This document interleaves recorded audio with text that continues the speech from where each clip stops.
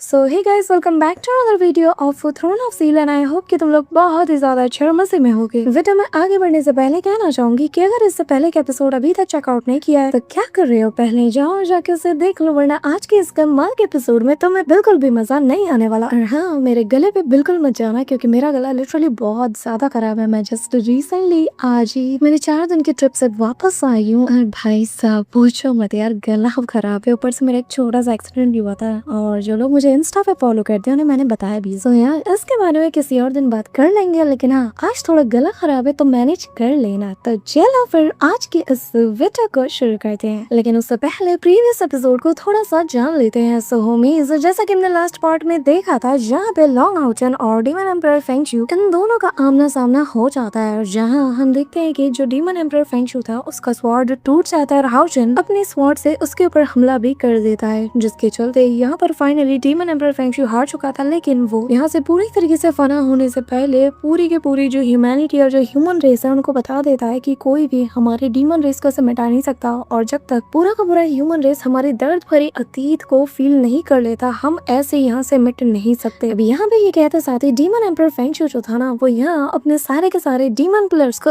एक साथ समन कर देता है, जो देखते साथ ही यहाँ पे हाउचन तेजी से उनकी तरफ बढ़ते हुए डीमन एम्परर फेंगशू से कहने लगता है कि तुम वो दिन भूल गए कि जब बिल्कुल मेरी तरह ही तुम भी एक ऐसे मुकाम पे खड़े थे जहाँ पे तुम अपने उस दुनिया को बचाने के लिए अपना सब कुछ दांव पे लगा चुके थे। लगता है नफरत की आग में तुम इस हद तक जल चुके हो कि तुम्हारे अंदर से तुम्हारी पुरानी यादें सब कुछ मिट चुकी है। लेकिन मैं हाउचन, मैं अपने इस दुनिया अपने लोगों के साथ वो चीज होने नहीं दूंगा जो कि कभी तुम्हारे साथ तुम्हारे लोगों के साथ हुआ था। ये कहते हुए हाउचन तेजी से उन पिलर्स की तरफ बढ़ने लगता है और यहाँ अपने सारे के सारे साथियों से कहने लगता है कि चिंता मत करो, हर अंधेरी रात के बाद उजाला जरूर आता है। और आगे होमीज, हमारे इस पार्ट की स्टार्टिंग में हम यहाँ पे देखते हैं कि सभी लोग बहुत ही उम्मीद भरी निगाहों से हाउचन की तरफ देख रहे थे, और तभी जहाँ पे सारे के सारे डीमन प्लेयर्स के चलते पूरा का पूरा होली डीमन कॉन्टिनेंट अंधेरे की चादर में पूरी तरीके से छिप चुका था, तभी यहाँ पर हाउचन की जो डिवाइन लाइट है वो इस अंधेरे को चीरना शुरू कर देती है। तो यहाँ जो बाकी के नाइट्स थे वो लोग भी अपने पावर्स को अपने स्वॉर्ड के जरिए से कंबाइन करते हुए हाउचन की तरफ उन्हें भेजने लगते हैं। अब यहाँ तभी हम हाउचन की तरफ देखते हैं जहाँ पे काफी सारे डीमन जो थे वो उस पे हमला करने के लिए आगे की ओर बढ़ते हैं, लेकिन तभी यहाँ पे हाउचन अपने स्वॉर्ड को चला के मारता है और उसकी जो डिवाइन लाइट थी उसके चपेट में आने की वजह से जितने भी यहाँ पे डीमंस थे ना वो ऑन द स्पॉट नथिंगनेस में बदल जाते हैं। और तभी हाउचन का वो स्लैश अटैक इतना ज्यादा इम्पैक्ट वाला था कि लिटरली एक स्लैश अटैक और यहाँ पे ये जो होली डीमन पिलर्स था डीमन का उसे वो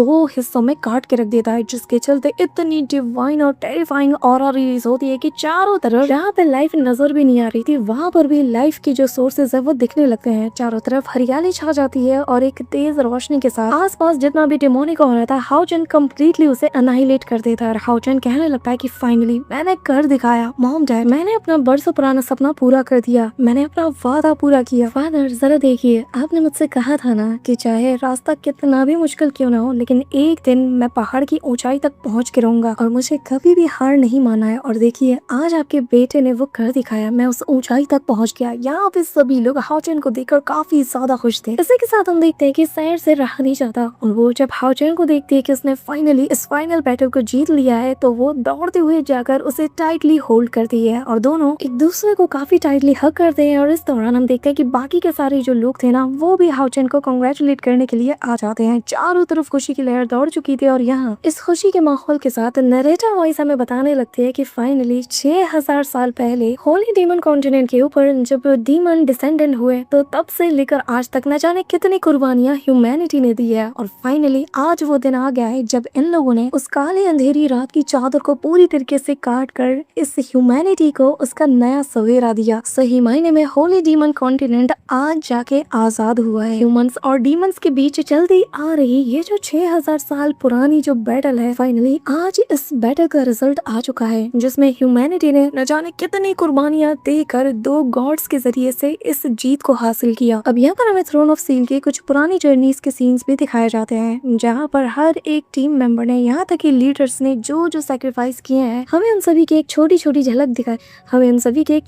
झलक दिखाई जाती है। और तभी यहाँ पे सीन शिफ्ट होता है और यहाँ हम देखते हैं कि डीमन एम्परर की बेटी जो कि अपने फादर की ओर ही बढ़ रही थी, जो कि इस वक्त उसकी मदर यानी कि लिंग शुआ की ग्रेव के पास मौजूद था। और तभी नरेटर वाइज हमें बताने लगती है कि जब ये डिसाइसिव बैटल एंड हुआ और इसका रिजल्ट निकला तो ह्यूमैनिटी की तरफ से लड़ रहे लॉन्ग हाउचन ने सारे के सारे डीमंस का सुपड़ा साफ कर दिया, लेकिन सिवाय एक शख्स के, और वो है डीमन एम्परर फेंगशु। और किसी को इस बारे में कोई खबर नहीं कि वो जिंदा भी है या मर गया, लेकिन लोगों के बीच भी इसके बारे में काफी ज्यादा मतभेद है। कुछ का कहना है कि वो दुम दबा के यहाँ से भाग गया है, लेकिन कुछ का ये भी कहना है कि वो हमारे ही बीच कहीं पे छिप के बैठा हुआ है और बस सही मौके के इंतजार में है। लेकिन असली सच्चाई क्या है ये सिर्फ 3 गॉड्स ही जानते हैं। और तभी हमें यहाँ पर एक ही फ्रेम में हाउचन, सर और डीमन एम्परर फेंगशु तीनों को दिखाया जाता है, जहाँ पे डीमन एम्परर हाउचन से कहने लगता है कि हाउचन, आज से मैं तुम्हारी मदद करूंगा क्योंकि तुम भी जानते हो कि हमारी मंजिल एक है। जिस पर हाउचन उसका शुक्रिया अदा करते हुए उसे ग्रैंडफादर कहता है। ये सुनकर डीमन एम्परर फेंगशु भी पूरी कॉन्फिडेंट के साथ सामने की ओर देखने लगते हैं। और तभी हमें नरेटर वॉइस वापस से बताने लगती है कि ये जो 3 गॉड्स हैं, असली सच के बारे में सिर्फ इन्हें ही पता है कि आखिर ये जो डिसाइसिव बैटल हुआ ये बस एक फेक बैटल था, क्योंकि बीते 6000 सालों से जो ह्यूमंस और डीमंस के बीच चलती आ रही इस कॉन्फ्लिक्ट के पीछे का जो असली मास्टरमाइंड है, जो कि असली डिजास्टर है, वो असल में कोई और है और सिर्फ यही 3 लोग हैं जिन्हें कि इसके बारे में पता है। तभी यहाँ पर हाउचन अपना हाथ उठाता है और यहाँ अपने मुट्ठी के प्रेशर से ही वो स्पेस में एक बहुत बड़ा सा क्रैक बनाता है और कहने लगता है कि तुमने बहुत देख लिया, अब वक्त आ गया है कि हमारे बीच के स्कोर को सेटल किया जाए। हेवनली कैलेमिटी, बाहर निकलो। अब तभी हम देखते हैं कि यहाँ पर स्पेस में क्रैक होते साथ ही जो अस्टन ग्रिफिन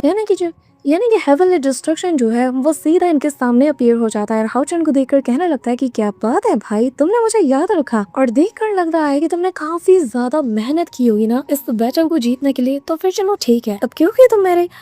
तुम मेरे भाई हो तो मैं थोड़ी देर के लिए तुम्हारे रंग में भंग नहीं डालूंगा, लेकिन हाँ, मैं धीरे धीरे करके तुम्हारी नजरों के सामने तुम्हारे इस प्यारे से कॉन्टिनेंट को पूरी तरीके से तबाह और बर्बाद करके रख दूंगा। जो देखकर हाउचन अपनी स्वॉर्ड को इसकी तरफ तानता है, कहने लगता है कि ह्यूमैनिटी ने आज इस दिन के लिए बीते 6000 सालों से न जाने कितनी कुर्बानियां दी हैं और तुम्हें क्या लगता है कि मैं उन सभी की कुर्बानियों कैसे जाया होने दूंगा। ये कहते साथ ही हाउचन समेत सर और जो डीमन एम्परर फेंगशु है, ये तीनों भी अपनी गॉडली फॉर्म को अनलीश करते हैं और तेज से उसकी तरफ बढ़ने लगते हैं। जो देखकर अस्टन ग्रिफिन हंसते हुए कहने लगता है कि चलो देखते हैं 2 भाइयों के मुकाबले में आखिर कौन जीता है। इसी के साथ हाउचन, सर और डीमन एम्परर ये तीनों उसके डोमेन में समा जाते हैं, जहाँ हाउचन के सामने अस्टन ग्रिफिन मौजूद था, जिसे देखकर वो कहने लगता है कि आज मैं तुम्हारे साथ साथ इस पूरे के पूरे डिजास्टर को ही हमेशा हमेशा के लिए मेरे होली डीमन कॉन्टिनेंट के ऊपर से मिटा के रख दूंगा।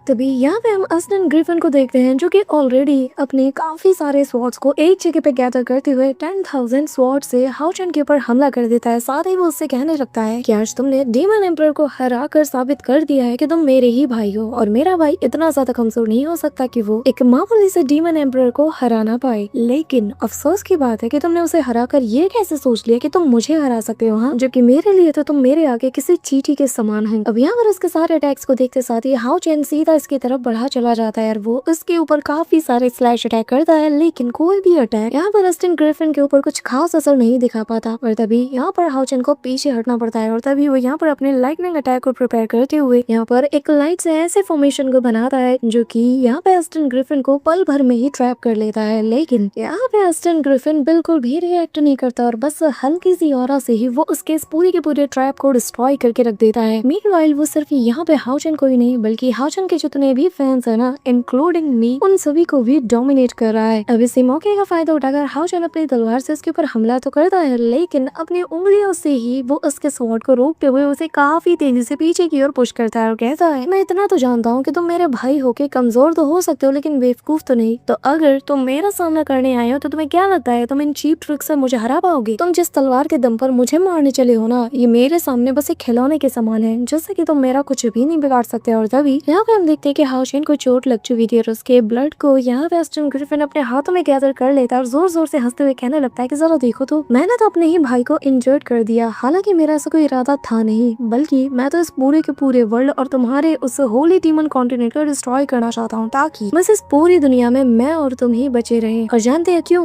क्योंकि हमारे अलावा इस दुनिया में जो कुछ भी है वो सब कुछ बेकार है। यहाँ पर हाउचेन कहने लगता है कि क्या कहा? बेकार। और ये कहते साथ ही हाउचेन घुमा के एक स्लैश अटैक उस पर मारता है, जो कि उसकी बॉडी के आर पार भी हो जाता है, जो कि दिखने में काफी ज्यादा कमाल का था। तभी यहाँ पे हम देखते हैं कि जो ऑस्टिन ग्रिफिन था ना, वो लिटरली वहीं पर मौजूद था। उसे देखकर लग ही नहीं रहा था जैसे कि इतने तगड़े वाले स्लैश अटैक का उसके ऊपर कोई असर हुआ होगा। यहाँ पर हाउचेन का ट्रिनिटी अटैक इतना ज्यादा मैसिव था और इतना पावरफुल कि अगर उसकी जगह कोई और होता ना तो लिटरली वो नथिंगनेस में बदल चुका होता। तभी यहाँ पे ऑस्टिन ग्रिफिन को देखते हैं, जो कि अपने हाथ पर लगे उस छोटे से स्क्रैच को देखकर हंसता है और कहने लगता है कि जरा देखो तो फाइनली तुमने मैनेज कर ही लिया कि तुम मुझे एक छोटा सा जख्म दे पाए। तभी यहाँ पे हाउचेन उसके ऊपर एक और स्ट्राइक करने के लिए आगे बढ़ता है, लेकिन ऑस्टिन ग्रिफिन उसे अपने सक्शन फोर्स से ही वहीं पे रोक लेता है और जैसे उसके हार्ट को वो क्रश करने वाला था और कहता है कि तुम मेरे भाई हो, इसलिए मैं तुम्हें तब से टॉलरेट कर रहा हूँ, लेकिन अब बस बहुत हो गया। मुझे ये चूहे बिल्ली का खेल अब बिल्कुल भी पसंद नहीं। और तभी वो हाउचेन को काफी दूर फेंक देता है, लेकिन कमाल की बात यह है कि ऑस्टिन ग्रिफिन ने बिल्कुल हल्के से फोर्स का यूज किया था। हाउचेन काफी सारी चट्टानों को तोड़ते हुए काफी दूर जा गिरता है, जो देखकर ऑस्टिन ग्रिफिन कहता है कि माफ करना, मुझे लगता है कि मैंने कुछ ज्यादा ही फोर्स लगा लिया। पर अफसोस की बात है, मुझे लगा नहीं था कि होली डीमन कॉन्टिनेंट को डीमन एम्पर से बचाने वाला सुपर हीरो इतना ज्यादा कमजोर और घटिया होगा। अब यहाँ पे हाउचेन के मुंह से निकल रहे खून को वो साफ करते हुए सीधा अपने पैरों के बल खड़ा होने लगता है और कहता है कि लगता है आज मुझे तुम्हें बताना ही पड़ेगा कि जिस बॉन्ड को हम शेयर करते हुए आ रहे हैं उसका वेट कितना ज्यादा है। ये कहते साथ ही हाउचेन यहाँ पे सैर को समन करता है, जहाँ हम देखते हैं कि जैसे टावर ऑफ इटर्निटी का गेट ओपन होता है, जिसके अंदर से सैर बहुत ही कूल वे में बाहर आती है। इसी के साथ यहाँ पे दूसरी ओर से हम डीमन एम्पर फेंगशी को भी बाहर आता हुआ देखते हैं और ये दोनों सीधा हाउचेन की तरफ बढ़ने लगते हैं। और तभी हम देखते हैं कि वो जो टावर ऑफ इटर्निटी थी वो भी गायब हो जाती है और यहाँ हाउचेन इन दोनों को देख के स्माइल करता है और यहाँ डीमन एम्पर फेंगशी यानी कि गॉड ऑफ सिन कहने लगता है कि क्या तुम्हें वाकई में लगता है कि तुम बिना हमें शामिल किए इसे टेस्ट कर सकते हो? हाँ नादान बच्चे,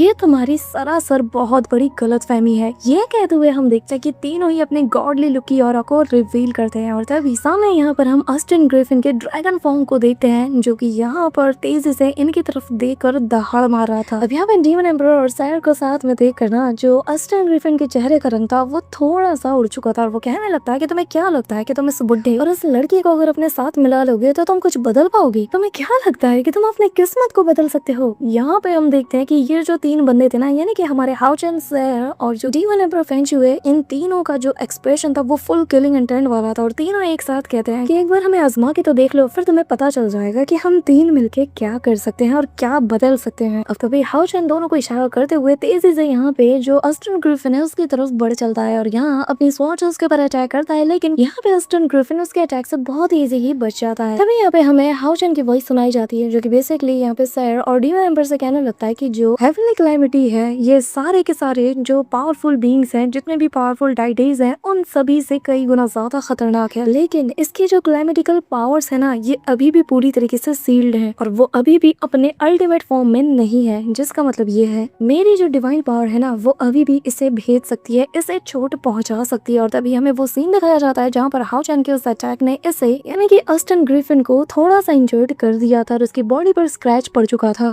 तभी यहाँ पे हाउचेन चिल्लाते हुए कहता है कि अगर हम तीनों अपनी फोर्सेस को कंबाइन कर ले तो मुझे पूरा यकीन है कि हम इसका सूपड़ा साफ कर सकते हैं। तभी यहाँ पे हम देखते हैं कि तीनों मिलकर उसके ऊपर अटैक करते हैं, जहाँ डीमन एम्पर फेंगशी का फिस्ट यहाँ पे ऑस्टिन ग्रिफिन के फिस्ट से टकराता है। दोनों इसके इम्पैक्ट से काफी दूर जा गिरते हैं और ऑस्टिन ग्रिफिन फेंगशी से कहने लगता है कि फेंगशी आखिर तुम्हें ये गलतफहमी कैसे हुई कि तुम मेरे सामने मेरे खिलाफ स्टैंड कैसे ले सकते हो? तुम मेरे सामने टिक कैसे सकते हो? ये गलतफहमी तुम्हें हो कैसे सकती है? ये कहते हुए वो अपने पोर्टल में समा जाता है और फिर पलक झपकते उसके करीब जाकर अपने स्वॉर्ड से हमला कर देता है, जिसके बाद यहाँ पे फेंगशी कहने लगता है कि ऑस्टिन ग्रिफिन तुम वो काद हो जिससे कि हर हाल में मिटाना ही होगा, वरना एक के बाद एक आने वाले हर एक प्लेनेट, हर एक लाइफ फोर्स को तुम अपने नेचर के चलते पूरी तरीके से बर्बाद कर दोगे और जो कि हम होने नहीं दे सकते। इस दौरान सैर भी उसके ऊपर हमला कर देती है, जहाँ उसके स्लैश अटैक को काउंटर करने के लिए यहाँ पे ऑस्टिन ग्रिफिन उसकी तरफ अटैक कर देता है और कहने लगता है कि लड़की तुम्हारी औकात ही नहीं मेरे सामने खड़े रहने की, आखिर तुम्हें किसने हक दिया, किस हक के साथ तुम यहाँ मेरे सामने खड़ी हो?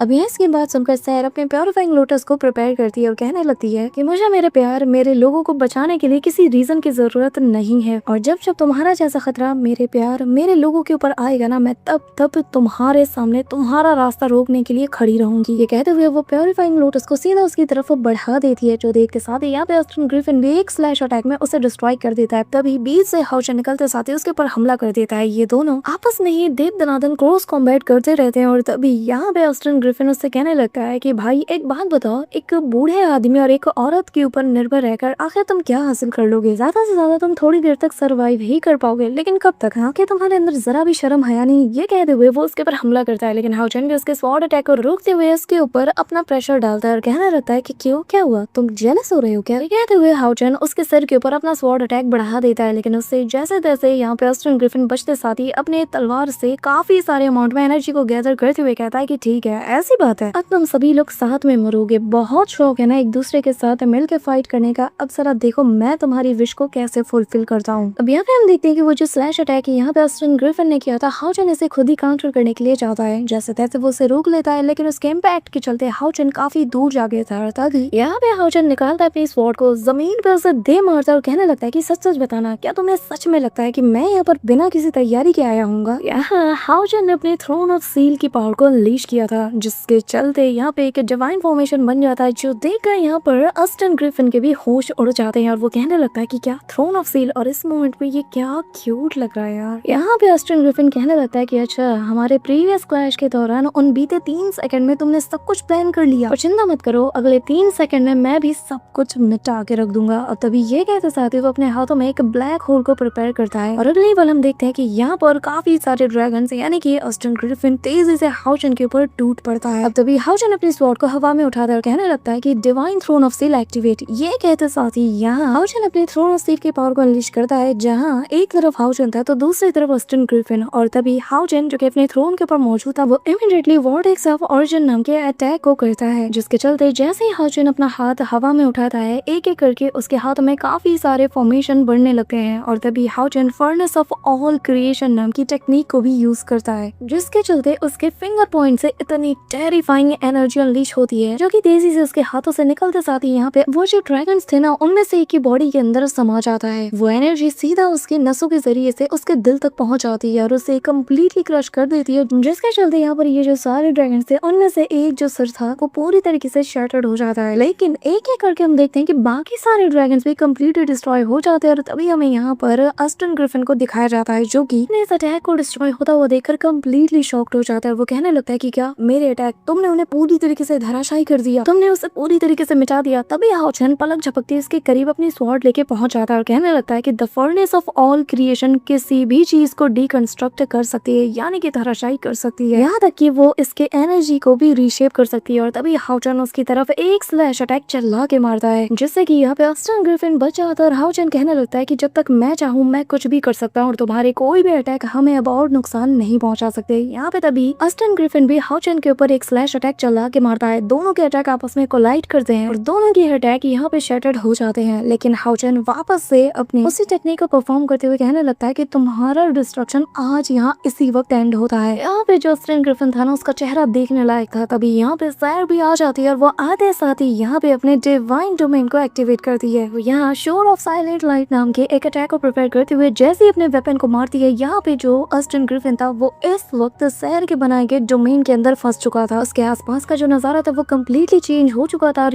यहाँ उसके सामने यानी कि गॉड ऑफ डेथ सैर मौजूद थी, जो कि जैसे ही अपनी मुट्ठी को टाइट करती है ना, यहाँ पे काफी सारे जो पतले पतले टेंटिकल्स होते हैं वो बाहर निकलते हैं, जो कि असल में डेथ थ्रेट्स थे, और जो कि सीधा जाकर यहाँ पे गॉड ऑफ डिस्ट्रक्शन यानी कि ऑस्टिन ग्रिफिन को वो जकड़ देता है, जिसके चलते उसे काफी ज्यादा पेन होता है और उसकी बॉडी हवा में ही झूलने लगती है। इस मौके का फायदा उठाकर हाउचन और डीमन एम्परर दोनों तेजी से उसकी तरफ अटैक के लिए बढ़ते हैं। हाउचन और जो डीमन एम्परर है दोनों ही लाइट और डार्कनेस की पावर को अनलीश करते हैं, जहाँ हमें हाउचन का गोल्डन ड्रैगन और डीमन एम्परर का हमें यहाँ पर वही ब्लडी ड्रैगन नजर आता है। तभी यहाँ पे डीमन एम्परर फेंगशी और हाउचन साथ में कहने लगते हैं कि आज हम गॉड्स के नाम पर तुम्हें पूरी तरीके से मिटा के रख देंगे। अगली बार हम देखते हैं कि इन दोनों का ये जो कंबाइन अटैक था, जो कि एक ब्लैक एंड गोल्डन सन जैसा लग रहा था, वो तेजी से ये दोनों ऑस्टिन ग्रिफिन की तरफ बढ़ा देते हैं, जिसके चलते यहाँ जैसे ही वो अटैक उससे टकराता है उसकी चीख निकल जाती है, और अगले ही पल यहाँ पर एक ह्यूज एक्सप्लोजन होता है और आसपास की जितनी भी चीजें थी वो एक एक करके कम्प्लीटली डिस्ट्रॉय होने लगती है। है। ऑस्टिन ग्रिफिन यहाँ इसके इम्पैक्ट से काफी दूर जा गिरता है, लिटरली एक एक करके सारे पिलर से टकराते हुए फाइनली वो एक ऐसी जगह पर जा गिरता है जहाँ उसकी हालत बहुत ज्यादा खराब हो चुकी थी। लेकिन उसके एटीट्यूड में कोई भी कमी नहीं आई थी। वो यहाँ पे हंसते हुए कहने लगता है कि 3 गॉड्स ने मुझे हराने के लिए अपने हाथ मिला लिए। हाँ, इसे कहते हैं मोस्ट इम्प्रेसिव सीन। इससे बेहतरीन चीज और क्या हो सकती है। तभी हमें यहाँ पे एक तरफ सायर, दूसरी तरफ डीमन एम्परर फेंग शू और यहाँ इन दोनों के बीच में हाओ चेन को दिखाया जाता है। ये तीनों पूरी तरीके से प्रिपेयर थे कि बस एक कदम और ये बढ़ाए और हम इसे मिटा के रख देंगे। लेकिन तभी यहाँ पर ऑस्टिन ग्रिफिन कहने लगता है कि भाई मैं मान गया कि मैं तेरे जाल में फंस चुका था। बहुत अच्छे, मुझे अपने भाई से यही उम्मीद थी, लेकिन माफ करना, अब मैं ना मूड में आ चुका हूँ। सो होमीज, हमारा आज का ये पार्ट तो यहीं पे एंड होता है, लेकिन इसके नेक्स्ट पार्ट में काफी ज्यादा मजा आने वाला है। बट इससे पहले मेक श्योर कि तुम वीडियो को लाइक करके चैनल को सब्सक्राइब जरूर कर रहे हो। So that's all for today guys. I hope कि तुम सबको आज की वीडियो काफी ज्यादा पसंद आई होगी। अगर हाँ तो वीडियो को लाइक करना, चैनल पे नए हो तो सब्सक्राइब करना। तो मिलते हैं नेक्स्ट वीडियो में, तब तक के लिए बाय।